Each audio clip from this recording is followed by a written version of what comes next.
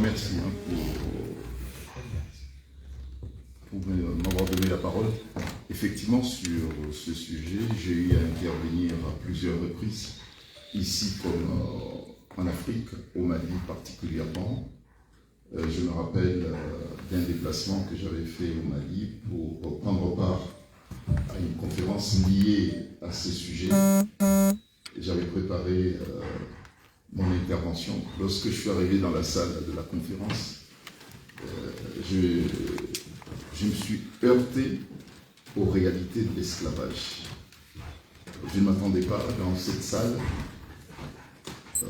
rencontrer les victimes, des enfants, des femmes qui portaient en eux des stigmates, des cicatrices physiques et puis des stigmates également psychologiques. J'ai laissé de côté mon intervention, ce que j'avais préparé une semaine avant, et je me suis relâché parce que ce que j'avais préparé ne correspondait pas aux réalités qui étaient présentes dans la salle.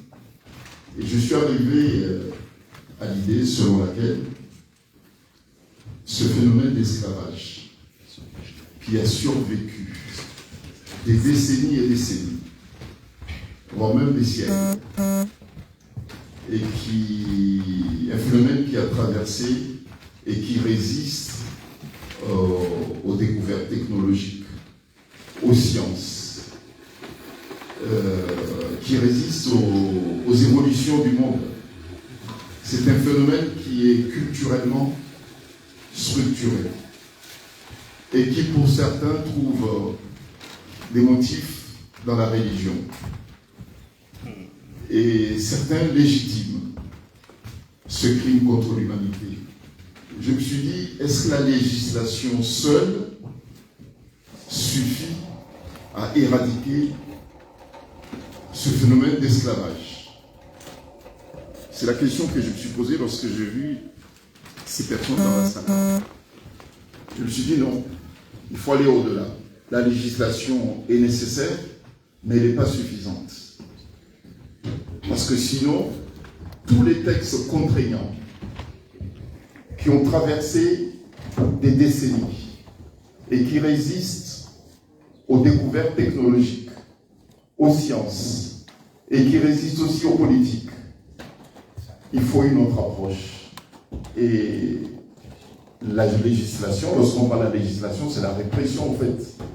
La répression interviendra en second temps, voire même à titre subsidiaire. Mais mon approche à moi par rapport à ce phénomène de l'esclavage, notamment en Afrique, passera inévitablement par l'éducation. Une éducation qui doit être menée à la base.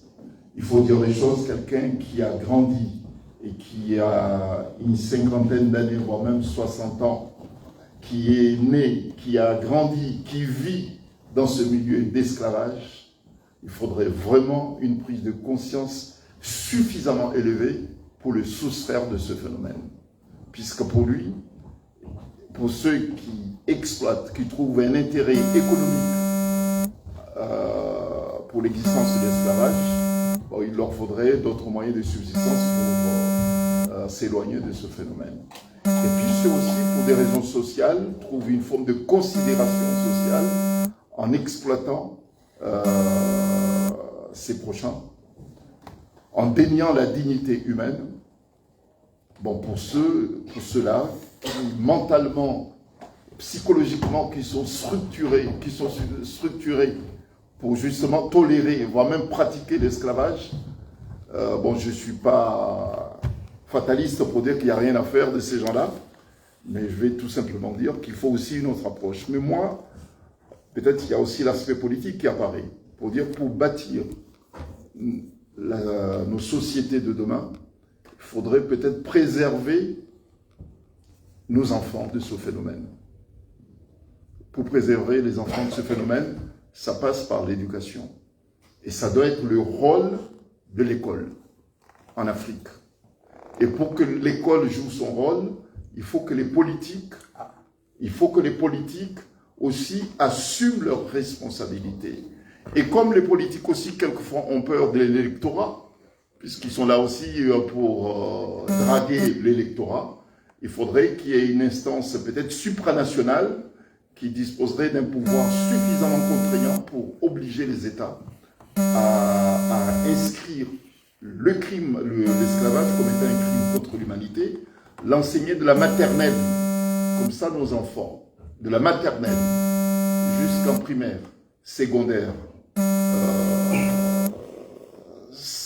s'imprègnent justement des conséquences désastreuses de ce phénomène qui réunit la dignité humaine. Bon, moi, c'est mon approche. Je me rappelle qu'on avait, lors de mon intervention à Bamako, je l'avais souligné. Je l'avais dit qu'il faudrait que nos organisations fassent un travail colossal pour disposer suffisamment des moyens colossaux pour mener une campagne. Aller à l'Union africaine, il faut aller à la CEDEAO, s'agissant de l'Afrique de l'Ouest. Il faut aller à la SADC pour l'Afrique de l'Est et l'Afrique australe, et d'autres organisations sous-régionales. Allez les voir, les obliger à prendre des textes contraignants pour imposer aux États à inscrire l'esclavage, dans les conséquences de l'esclavage dans le cursus scolaire de nos enfants. Et c'est une façon, à mon avis, c'est une façon de préserver les futures générations d'Africains à rejeter ce phénomène. Ça doit passer par la reconnaissance de la dignité humaine, le respect de la vie humaine, de la dignité humaine. Ça, nous devons l'apprendre à nos enfants. Et si nous n'apprenons pas à nos enfants de se battre contre ce phénomène, ils vont grandir dans cet environnement. Ils vont grandir dans cet environnement. On est là, on est en train de parler de l'histoire des mariages, comme quoi les jeunes qui s'aiment ne parviennent pas à se marier parce qu'il y a des obstacles sociaux. Et ce n'est même pas des obstacles sociaux, ce sont des crimes qui empêchent nos enfants de se marier, de se retrouver, puis s'aimer. Et ça, c'est pas parce qu'on va prendre un texte que ce texte va être voté par le Parlement que le texte va être appliqué. Je voulais faire une proposition à la démarche. Voilà. Bon, donc je pense que la législation, surtout en matière répressive, c'est bien, mais il faut éviter à ce qu'on n'aille pas jusqu'à la répression. Bon, donc pour éviter de ne pas aller jusqu'à la répression qui ne se traduira pas, puisque je sais qu'il y a des paquets de dossiers d'esclavage dans les différents tribunaux. Sur 10 dossiers, je sais qu'il y a un qui passe encore. Et maintenant, ils se payent même le luxe. Les esclaves se payent même le luxe de venir en Europe pour poursuivre leurs victimes. Vous voyez, ils se payent même le luxe. Et les juridictions européennes, moi je parle en France, il y a un témoin qui est là en face de moi. Enfin, c'est pas un témoin, c'est une victime qui est en face de moi, qui est victime de ces harcèlements. Même en France, les juridictions françaises condamnent les yeux fermés les victimes de l'esclavage. On est tenté même de penser, est-ce qu'il n'y aurait pas une complicité? Est-ce qu'il n'y aurait pas des intérêts qui justifient que ceux qui sont victimes de l'esclavage soient sanctionnés ici pour faire plaisir à des États esclavagistes? Bon, vous voyez où est-ce qu'on en est? Bon, donc, vous avez compris que, bon, la répression, bien sûr que je suis pour la répression. Je dis que si on peut éviter de ne pas aller devant les tribunaux, ça serait encore mieux. Donc, il faut à nos organisations frapper les portes des bailleurs potentiels, des soutiens potentiels pour nous donner des moyens, mener une campagne dans les États africains, voire même traduire les États africains devant les tribunaux pour qu'ils remplissent leurs obligations, puisque c'est une obligation des États africains.